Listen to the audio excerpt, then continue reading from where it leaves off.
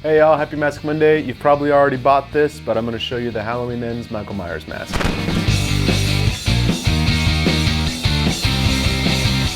Alright, so as I said, this is the Michael Myers mask from Halloween Ends. I'm sure by now you've all seen this movie. You've probably all already bought this mask. It's a really cool mask. Everyone's been really happy with it. I think that it's the most positive response that the Myers community has had to a mass-produced Myers mask ever. I think the big reason why everyone's really obsessed with it is the hidden hairline.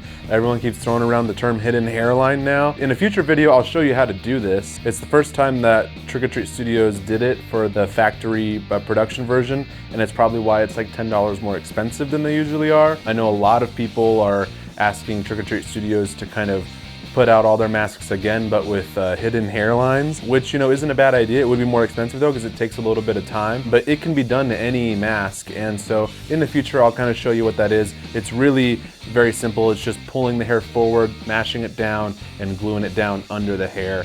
And that's how you get that effect. So I'm happy that Trick or Treat Studios decided to do that for this mask. It does make a huge difference. And then also this mask, because it's got so much gross mold and stuff like that, it's glue on top of here. You know, there's not a whole lot of like picking out or styling you can do. You can't really grab it because it's all kind of glued together. So, but that works. The mask is very kind of gross and matted down, so there's no real reason to pick out the hair. You know, it's not like an H1 where you want to kind of tease it. And then it's very similar to the Kills mask, of course. It's almost the same mask, except the paint job's a little different, and of course you have all this white cotton or whatever it is glued on it to look like mold. If you haven't seen the movie already, then maybe you don't know why there's mold all over it, but I'm sure you've seen it. He's been in the sewer.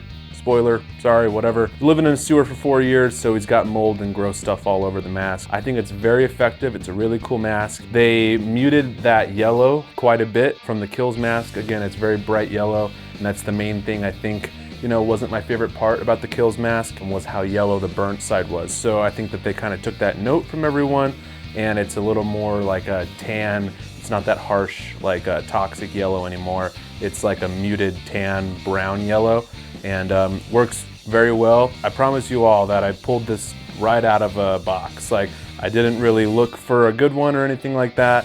Everyone's always messaging me like, hey, can you find me a good Myers mask? I don't do that. It's very easy to find a good one for these because they're very consistent. The details on this side of the face are a lot more filled in than most of the Kills masks were. You know, a lot of people have asked me, like, am I gonna, you know, offer rehauled versions or whatever? And of course I will. I'll repaint any mask. So if you're interested in me painting one, of course, just hit me up and I'll do that. But I think that the response to this mask being so positive is for a reason. I think that it's the best like factory paint job and hair work that Trick or Treat Studios has put out for a Myers mask.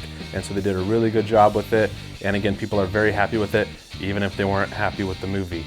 A lot of people are hating on this movie. I'm not here to talk about the movie, I'm here to talk about the mask. And I'm really happy with how this mask came out. The paint job's good, the sculpt is good, and again, the hair work is probably the biggest difference between any other Myers mask, and it makes a big difference. You know, again, this, like, I've never seen this term hidden hairline ever, and now everybody's using it. It's like the new thing that everyone's talking about for a good reason. It does make a big difference, you know. So people like me who have been customizing Myers masks for a while, have been doing that for a long time, and even I did it. I actually in a previous video where I rehauled the Myers mask, I took that first hairline off and then I painted it and I glued it back on. But for a while now, I actually haven't been doing that step. I tape off the hairline because I know that I'm going to pull it forward. The hairline is actually glued on correctly. You know, Justin sculpts a line in there right where the hair needs to be glued. So the hairline is usually correct where it needs to be. You just need to pull that hair over, mash it down, and glue it under that hair. And that's how you'll get that hidden hairline. Yeah, so great job, Trick or Treat Studios. They really knocked it out of the park with this one, developed this mask really well, and I'm very happy with the mask, as I think pretty much most of you are. That'll do it for this week's Mask Monday. Hope you enjoyed checking out the new Ends mask. Let me know in the comments what you think about this mask. Like, share, subscribe, and I'll see you next week for another Mask Monday.